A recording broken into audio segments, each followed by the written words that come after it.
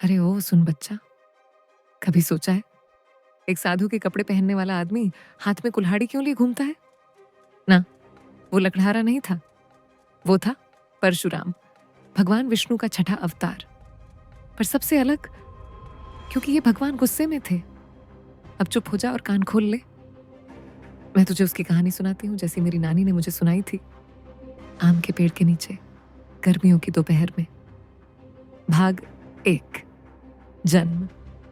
जब क्षत्रियों का आतंक बढ़ा बहुत समय पहले, जब पृथ्वी पर क्षत्रिय राजा अपनी ताकत में पागल हो गए थे, जब ब्राह्मणों का अपमान, गांवों में अत्याचार और स्त्रियों की इज्जत मिट्टी में मिलाई जा रही थी, तब भगवान विष्णु ने तय किया कि अब न्याय का हथियार उठाना पड़ेगा।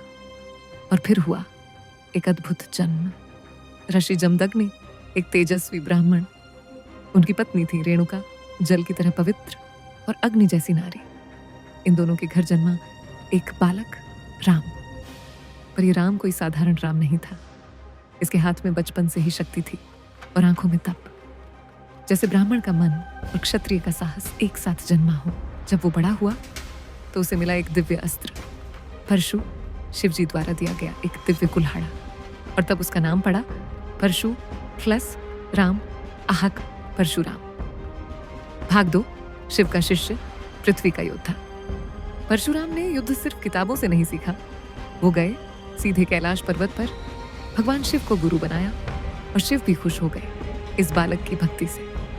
शिवजी ने उसे युद्ध की सारी विद्या दी, धनुष, गदा, तलवार और वो विशेष परशु जो अमोघ था।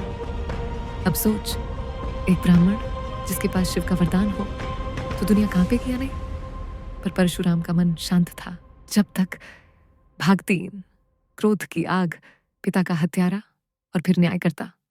अब सुन ध्यान से, यही है कहानी का सबसे खतरनाक मोड़। एक बार उनकी माँ रेणुका नदी से लौटते हुए कुछ क्षणों के लिए मोह में पड़ गई। मन में हल्का विकार आया। जब आर्षि जमदग्नि को यह बात पता चली तो उन्होंने अपने बेटों से कहा, अपनी माँ का वध करो। सब बेटे डर गए, पीछे हटे। पर परशुराम ने आज्ञा मान ली, बिना सवाल किए तलवार उठाई और माँ का सिर काट दिया। सुनकर घबराया ना?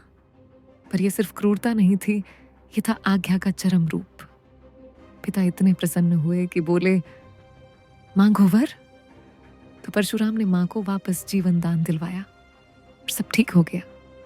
पर तभी क्षत्रिय राजा कार्तवीर्य अर्जुन का प्रवेश हुआ, घमंडी, अत्याचारी और राक्षसी प्रवृत्ति का। उसने ऋषि जमदग्नि का वध कर दिया, निर्दोष ब्राह्मण की हत्या। बस वही था वो क्षण जब परशुराम का गुस्सा बवंडर बन गया। भाग 4। जब धरती पर बहा क्षत्रियों का रक्त, मैं क्षत्रियों को समाप्त करूंगा, परशुराम ने कहा। और उन्होंने किया भी। 21 बार, हाँ, पूरे 21 बार उन्होंने पृथ्वी को क्षत्रिय विहीन कर दिया। जो राजा घमंड में थे, जो धर्म भ्रष्ट थे, सबको कुल्हाड़ी की धार से मिटा दिया।